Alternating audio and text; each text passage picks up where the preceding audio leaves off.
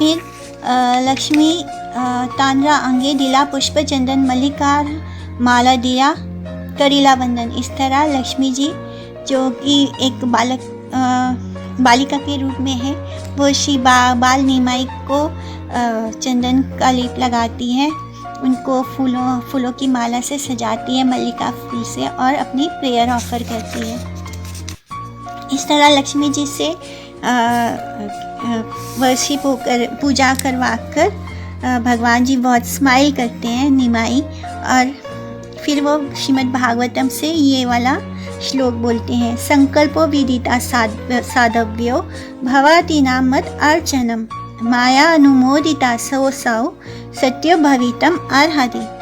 हे गोपियों, मैं आपके इस इच्छा को स्वीकार करता हूँ कि आप सब मुझे अपने पति के रूप में चाहते हो। मैं आपकी इस इच्छा को जल्दी पूरा करूँगा। जिस तरह कृष्ण के लिए कात्यायनी व्रत रखकर सारी गोपियों ने कृष्ण को पति के रूप में मांगा था, यहाँ पर लक्ष्मी जी ने भी निमाई की पूजा कर उन्हें अपने पति के रूप में मांगा है। ई मता लीला करी दूने गेला घरे, गंभीर चैतन्य लीला के बुझीते पारी। इस तरह दोनों ने एक दूसरे के साथ अपनी फीलिंग्स को एक्सचेंज किया और फिर अपने अपने घर लौट गए। इस तरह कोई भी श्री निमाई के इस लीला को नहीं समझ पाया।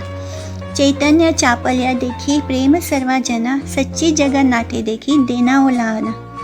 जब सबने निमाई के इस नॉटी बिहेवियर को, इस शरारत को देखा तो सची माता और जगन्नाथ मिश्रा को कंप्लेन कर दिया।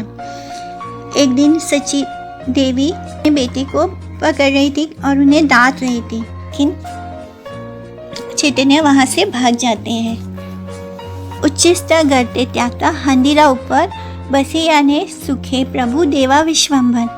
और फिर वो क्या करते हैं, जो विश्वम्भर है, जो भगवान है, वो झूठे बर्तनों के ऊपर जाकर बैठ जाते हैं। जो मिट्टी के हंडे होते हैं, मिट्टी के बर्तन होते हैं जिसमें खाना बनाया जाता है, वो एक जगह पर रखा हुआ होता है, जो साफ़ नहीं होता है, झूठा होता है, जिसमें खाना बनाया होता है। और जब सची माता उन्हें पकड़ने की कोशिश कर रहे थे, वो भाग कर जाकर उन झूठे बर्तनों के ऊपर बैठ जाते हैं। सची आसी कहे केने असुचि सुनीला, गंगा स्नान करा ये अपवित्र हैला। बोलते हैं जाओ जाकर, सची माता कहती है जाओ जाकर गंगा स्नान कर लो, तुम क्यों ऐसे झूठे बर्तनों पर बैठे हो, ये बिल्कुल भी अच्छी बात नहीं है। ये जो मिट्टी के बर्तन होते हैं जिनमें एक बार खाना बनाकर उनको फेंक दिया जाता है एक जगह पर, तो वो निमाई उसी पे जाके बैठ जाते हैं। तब निमाई ये सुनकर बोलते हैं कि जो भोजन विष्णु के लिए, जिस बर्तनों में विष्णु को अर्पित करने वाला भोजन बनता है, वो अशुद्ध कैसे हो गया। इस तरह वो भगवान का एब्सोल्यूट नॉलेज सिखाते, अपना भगवान का ब्रह्म ज्ञान देते हैं अपनी माता सची को, कि जो चीज़ भगवान के लिए होती है, जो भगवान के लिए यूज़ होती है, वो भी भगवान की तरह पवित्र होती है। वो पुत्र संगे सची करीला शयन, देखे दिव्य लोकशी भरीला भवन। तो जब भी कभी माता सची निमाई के साथ सोती थी तो उन्हें एक अलग ही दुनिया, एक स्वर्ग लोक से लोग उनके घर में आ रहे हैं और उनका घर पूरा भरा हुआ है स्वर्ग से आने वाले लोगों का, ऐसा सपना दिखाई देता था। बट एक्चुअली में ये सच में हो रहा होता था कि सारे देवी देवता उनके घर आते थे क्योंकि निमाई उनके घर में थे। सची बोले यहाँ पुत्र बोला हा बापरे, मात्र आज्ञा पाइया प्रभु चलीला बाहिरे। सची माता ने कहा जाओ जाकर अपने पिता को बुलाओ। तो माता ने जो बोला उसको मानते हुए वो अपने पिता को बुलाने जाते हैं बाहर। तो जब वो बाहर जाते हैं तब उन पैरों में जो पहनने वाले घुंघरू होते हैं वो बजने शुरू हो जाते हैं, लेकिन निमाई ने अपने पैरों में कुछ नहीं पहना है। तो वो माता पिता दोनों इस बात से एकदम अचंभित हो जाते हैं कि आखिर ये नुपुर की आवाज़ कहाँ से आ रही है। हमने तो निमाई को कुछ भी नहीं पहना है, कोई पायल नहीं पहना है, जिसके कारण ये आवाज़ आ रही है। मिश्रा के ही बड़ा अद्भुत कहानी, शिशु शून्य पदे केने नुपुरा ध्वनि। शिशु के जो पैर शून्य है, जहाँ पे कुछ भी नहीं पहना है, फिर भी ये नुपुर की ध्वनि कैसे आ रही है निमाई के चलने पर। सची गए आर एका अद्भुत देखिला, दिव्य दिव्य लोक असी आंगन भरिला। सची बोलती है मैंने एक और अद्भुत चीज़ देखी है, हमारे घर का आंगन दिव्य लोकों से यानी स्वर्ग लोक से आए हुए लोगों से भरा हुआ है। किबा कोला हल करे भुजिता ना पारी, कहा के वह स्तुति करे अनुमान करी। बोलती है कि मुझे नहीं पता वो लोग क्या बोल रहे थे। कोलाहल था, बहुत ढेर सारी आवाज़ें सुनाई के बीच मुझे ठीक से नहीं समझ आया कि वो क्या बोल रहे हैं, लेकिन ऐसे लग रहा था जैसे वो स्तुति कर रहे हैं। तो ये वही देवी देवता थे जो आकर निमाई की स्तुति कर रहे थे उनके घर में। भले कीचू हा हुक चिंता कीचू नाई, विश्वम्भेरा कुशला हाउक ई मात्र छाई। इस तरह जब सच्ची माता अपने दिव्य अनुभव बताती है कि किस तरह उनके आंगन में सारे देवी देवताओं से भरा हुआ है उनका आंगन और वो सब कुछ स्तुति किए जा रहे हैं, तब जगन्नाथ मिश्रा बोलते हैं कि कोई बात नहीं, हमारे बेटे के लिए ये सौभाग्य होगा, उनके लिए उनको अच्छी प्रार्थना मिल रही है, अच्छे आशीर्वाद मिले, इससे ज़्यादा हमें और क्या चाहिए। फिर एक दिन एका दिना मिश्रे पुत्रेरा चापल्य देखिया, धर्म शिक्षा दिला बाहु भर्त्सना करिया। फिर एक दिन वो देखते हैं कि निमाई बहुत शरारत कर रहा है, तब उसको डांटते हैं, उसको गुस्सा करते हैं और उसको बताते हैं सही गलत। रात्रे स्वप्न देखे एका असी ब्राह्मण मिश्रेरा कहा कि चूसा रोषवाचन। फिर रात को जगन्नाथ मिश्रा एक सपना देखते हैं जिसमें एक ब्राह्मण आकर उन्हें गुस्से में कुछ बोलते हैं। माई बोलते हैं, मिश्रा तुम्हें पुत्रेरा तत्व किछु न जान, भर्त्सना तादन करा पुत्र करी मान। वो ब्राह्मण कहता है कि मिश्रा तुम अपने बेटे निमाई के बारे में कुछ नहीं जानते, तुम उसे अपना बेटा समझते हो और उसे डांटते हो और उसे फटकारते हो। मिश्रा कहे, देवा सिद्ध मुनि के ने नए ये से बड़ा हाउक मात्र आमारता न है।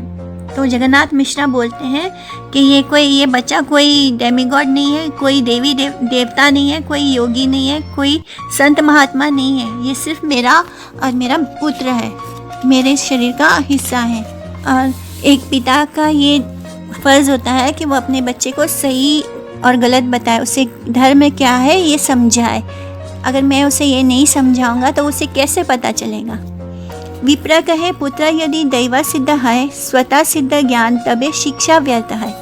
तो वो ब्राह्मण बोलते हैं उनके सपने में कि अगर आपका बेटा एक देवता है और अगर उसको पहले से ही सब कुछ ज्ञान है तो आपके दिव्य ज्ञान का क्या यूज़ है, इसलिए उसको एजुकेट करने का क्या मतलब, उसे ज्ञान देने का क्या मतलब। तब जगन्नाथ मिश्रा उस ब्राह्मण को बोलते हैं कि अगर मेरा बेटा कोई देवता है और नारायण भी है, तब भी एक पिता होने के कारण मेरा ये ड्यूटी है, मेरा ये फ़र्ज़ है कि मैं अपने बच्चे को इंस्ट्रक्ट करूं, उन्हें ज्ञान दूं। ई मते दूने करे ना धर्मेरा विचार, विशुद्ध वात्सल्य मिश्रेरा नाही जाने आर।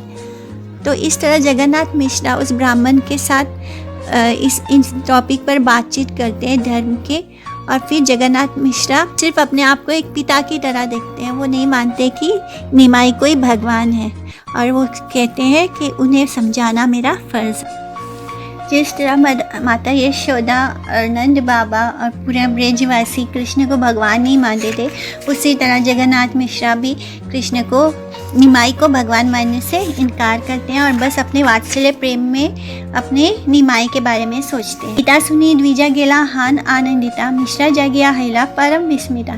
तो ये सब सुनकर वो ब्राह्मण बहुत खुश होता है जगन्नाथ मिश्रा से बात करके। और फिर अचानक से जगन्नाथ मिश्रा निमाई के पिता अपने सपने से जाग जाते हैं और बहुत सरप्राइज होते हैं, बहुत विस्मित होते हैं। बंधु बांधव स्थाने स्वप्न कहिला, सुनिया सकल लोक विस्मिता हैला। फिर अपने पड़ोसियों से, अपने रिश्तेदारों से ये अपना सपना डिस्कस करते हैं। ई मता शिशु लीला करे गौरचंद्र, दिने दिना पिता मातर बादा आनंद। इस तरह गौरहरि अपने बाल लीला करते, हर दिन कोई ना कोई उनकी लीला होते रहती है जिससे उनके माता पिता को बहुत आनंद प्राप्त होता है।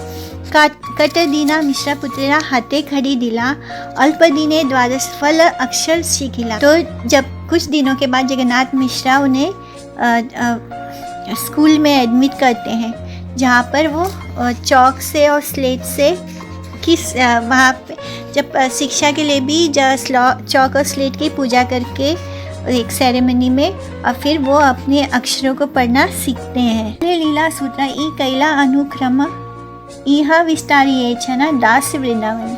इस तरह वृंदावन दास ठाकुर श्री चैतन्य महाप्रभु, ये वृंदावन दास ठाकुर कौन है? ये वही है जिन्होंने श्रीमद् भागवतम लिखा है। श्रीमद् भागवतम वेद व्यास जी ने लिखा है। इसी तरह वृंदावन दास ठाकुर ने श्रीमद् चैतन्य भागवत लिखा है, श्री चैतन्य भागवत लिखा है, और वो स्वयं वेद व्यास जी हैं, वेद व्यास जी का अवतार हैं। इस तरह वो श्री निमाई के चाइल्डहुड पास टाइम को, बाल लीला को डिस्क्राइब करते हैं। श्री कृष्ण चैतन्य प्रभु नित्यानंद श्री अद्वैत गदाधर श्रीवासादि गौर भक्तवृंदा वांछा कल्पतरुभ्यश्च कृपा सिन्धुभ्येव च पतितानां पावनेभ्यो वैष्णवेभ्यो नमो नमः। हरे कृष्णा। जय श्रीला प्रभुपाद। जय श्रीला गुरुदेव।